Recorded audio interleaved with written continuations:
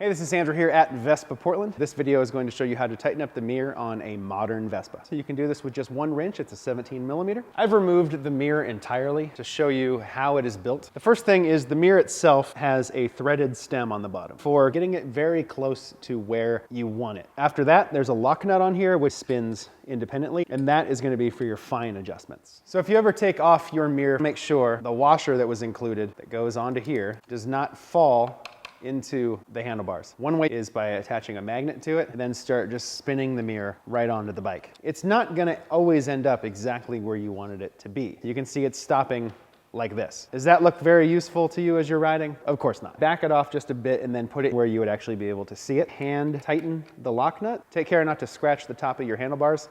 Tighten it down. To finish the job, just push that little rubber piece back into place and you're done.